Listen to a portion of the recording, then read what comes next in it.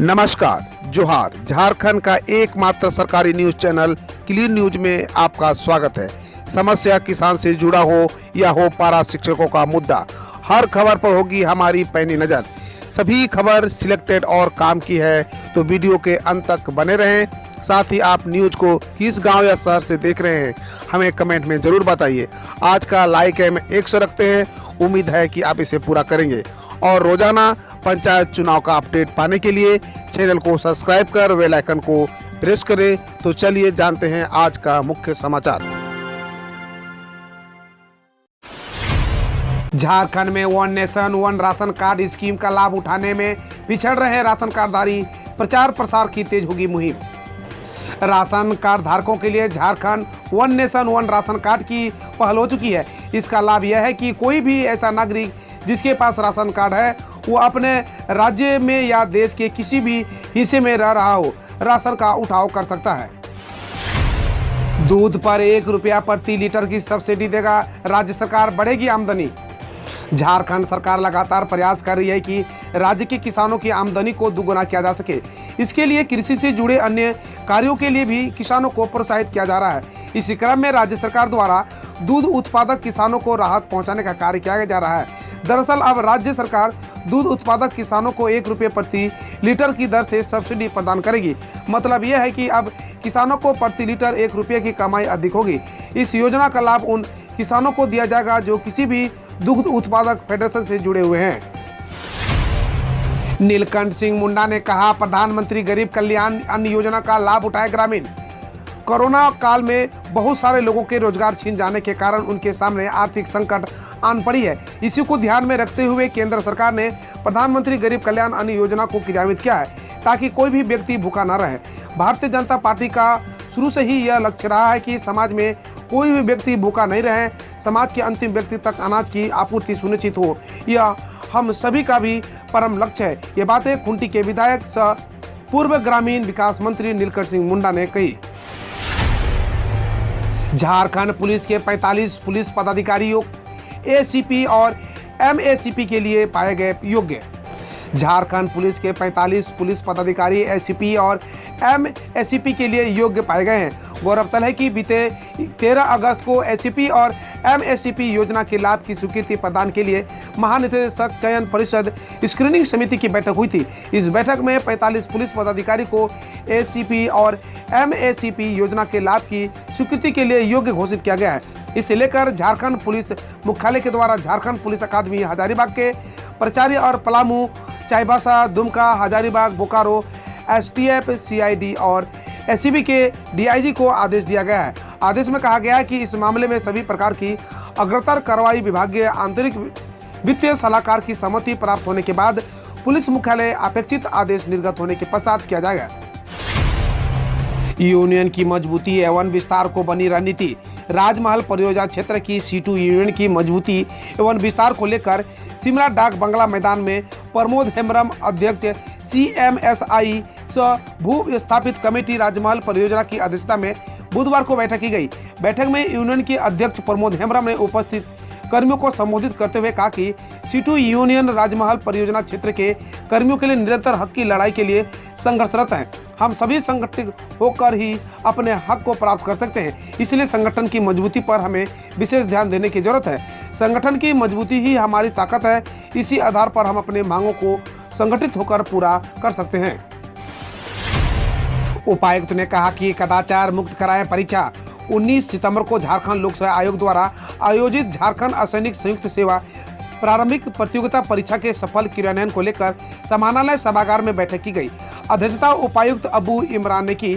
उप निर्वाचन पदाधिकारी बंधन लौंग के द्वारा जेपीएससी द्वारा परीक्षा को लेकर किए गए गाइडलाइन एवं बनाए गए परीक्षा केंद्रों की जानकारी दी गई।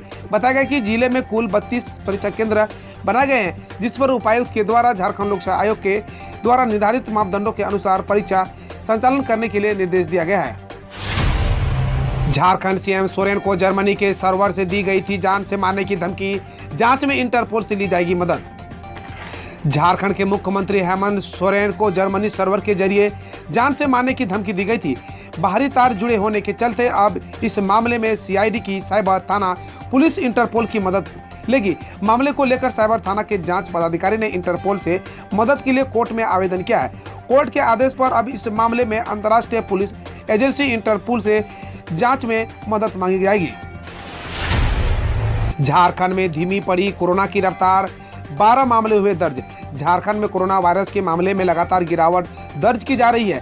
स्वास्थ्य विभाग के आंकड़ों के अनुसार राज्य में अभी 130 कोविड एक्टिव मरीज हैं। विगत 24 घंटे में कुल 69,856 सैंपल की जांच की गई, जिसमें 12 नए केस सामने आए हैं। बोकारो में 2 नए केस मिले, जबकि देवघर, धनबाद और गोड्डा में एक मामले सामने आए हैं। इसके अलावा जामताड़ा में 3, रांची में 2, सिमडेगा और पश्चिम सिंहभूम में एक कोरोना के केस मिले हैं। क्या झारखंड में भी मंडरा रहा है डेल्टा प्लस वेरिएंट का खतरा? जांच में आए मामले सामने। झारखंड में अब तक राज्य में कोरोना के डेल्टा प्लस वेरिएंट का कोई भी मामला नहीं आया है। यहाँ डेल्टा वेरिएंट की संख्या ज्यादा है। राज्य सरकार द्वारा कराए गए जीनोम सीक्वेंसिंग की रिपोर्ट से यह स्पष्ट हुआ है कि इसके अलावा अल्फा और कप्पा के भी मामले आए हैं। राज्य सरकार द्वारा भुवनेश्वर स्थित लैब में जीनोम सीक्वेंसिंग के लिए 5 जुलाई तक कुल 926 सैंपल भेजे गए थे, जिनमें से 426 में अलग अलग वेरिएंट मिले हैं। झारखंड में ईडी की बड़ी कार्रवाई, रांची में पूर्व मंत्री एनोस एक्का की संपत्ति हुई जब्त।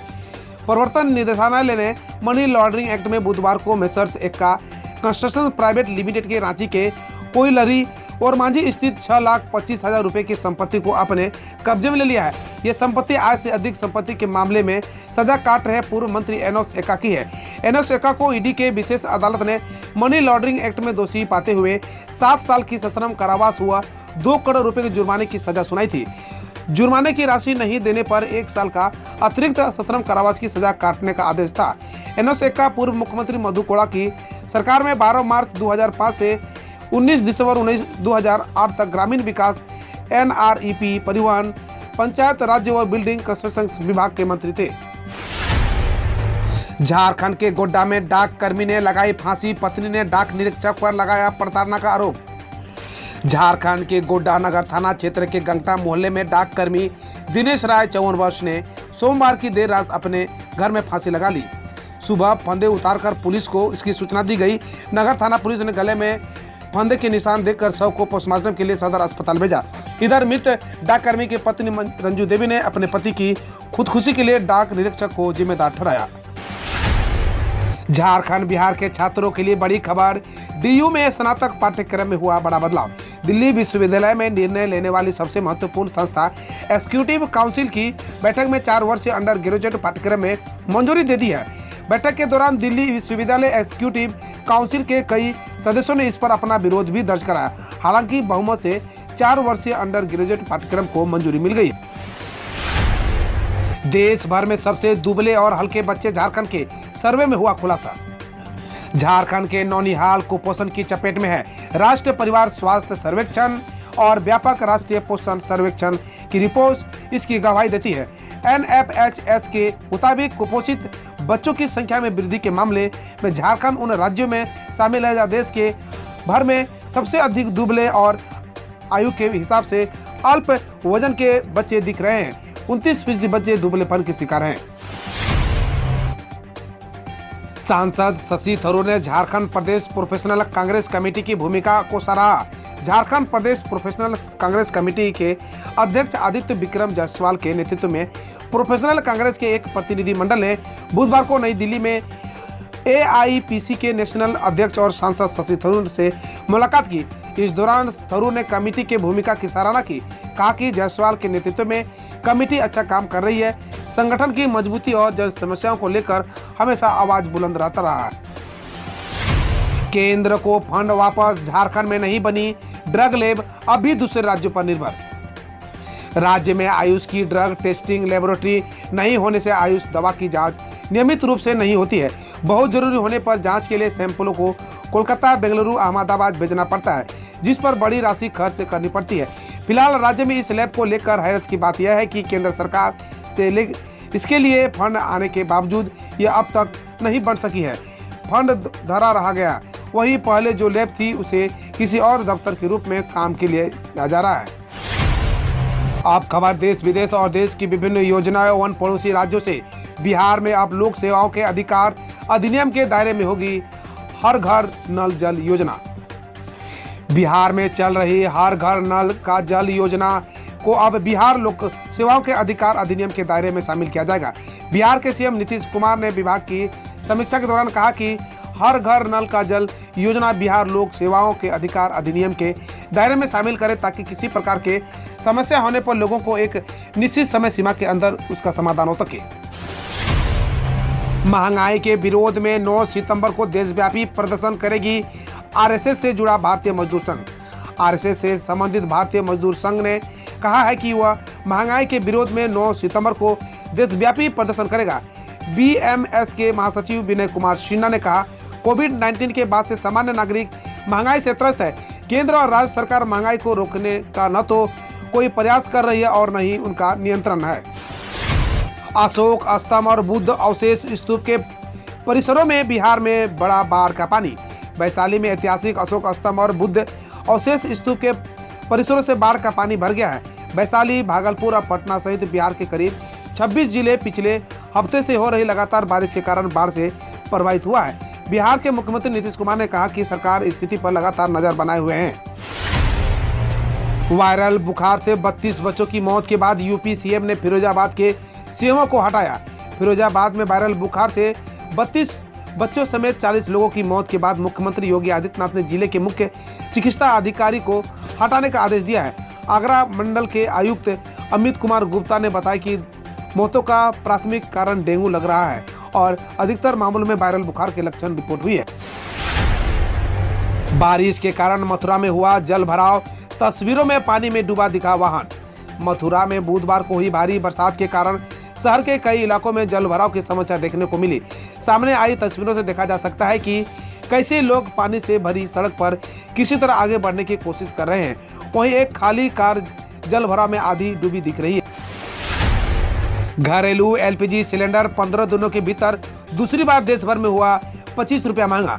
घरेलू एलपीजी सिलेंडर कीमत 1 सितंबर से 25 रुपया बढ़ा दी गई है और अब 14.1 किलोग्राम का एक सिलेंडर दिल्ली व मुंबई में 884.50 हो गया है। वहीं 15 दिनों के भीतर दूसरी बार घरेलू एलपीजी सिलेंडर का दाम 25 रुपये बढ़ा गया है और 1 जनवरी से 1 सितंबर के बीच कीमतों में 190 रुपये की वृद्धि की गई है। आरबीआई गवर्नर ने कहा, वैश्विक अर्थव्यवस्था अभी खतरे से बाहर नहीं आई है। आरबीआई गवर्नर शक्तिकांत दास के अनुसार वैश्विक अर्थव्यवस्था में रिकवरी के संकेत हैं, लेकिन यह अभी पूरी तरह से खतरे से बाहर नहीं है। उन्होंने कहा, पिछले साल कोविड-19 ने वैश्विक अर्थव्यवस्था को अपंग कर दिया था। इस बात को 1 साल से अधिक हो गया। बकौल दास, महामारी के अचानक हमले के बाद तेज नीतिगत फैसले लिए गए। उत्तराखंड के मंत्री ने कहा, ऐप के जरिए बारिश को आगे पीछे कर सकते हैं। लोगों ने किया ट्रोल। उत्तराखंड के आपदा प्रबंधन मंत्री धन सिंह रावत का एक वीडियो सामने आया है जिसमें वह कहते दिख रहे हैं कि एक ऐप के जरिए बारिश को कम, ज्यादा या आगे पीछे भी कर सकते हैं। कांग्रेस नेता हरीश रावत ने ट्विटर पर वीडियो शेयर करते हुए लिखा कि भारत रत्न के लिए धन सिंह के नाम की सिफारिश की जानी चाहिए। गेंदबाजी की ताजा टेस्ट रैंकिंग जारी, शीर्ष 10 में लौटे जसप्रीत बुमराह। आईसीसी ने गेंदबाजी के ताजा टेस्ट रैंकिंग जारी कर दी है जिसमें भारतीय पेसर जसप्रीत बुमराह का पायदान ऊपर चढ़कर शीर्ष 10 में लौटाए हैं। इंग्लैंड के पेसर जेम्स एंडरसन को भी एक स्थान का फायदा हुआ है और वे 5वें स्थान पहुंच गए हैं। ऑस्ट्रेलिया के तेज गेंदबाज पैट कमिंस शीर्ष स्थान पर बरकरार हैं।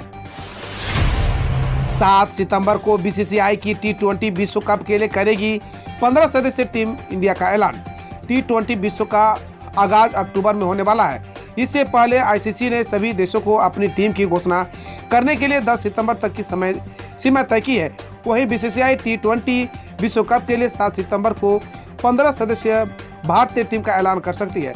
T20 विश्व कप के लिए भारत के 15 संभावित खिलाड़ी रोहित, राहुल, धवन, कोहली, सूर्यकुमार, पंत, अय्यर, पांड्या, जडेजा, चहल, भुवनेश्वर, बुमराह, शमी, चक्रवर्ती और सिराज हैं। हम रोज ऐसे ही न्यूज लाते रहेंगे, तो यदि आपने अभी तक क्लीन न्यूज को सब्सक्राइब नहीं किया है तो पहले फटाफट सब्सक्राइब कर लें, साथ ही बेल आइकन को दबा दें ताकि कोई अपडेट मिस ना हो।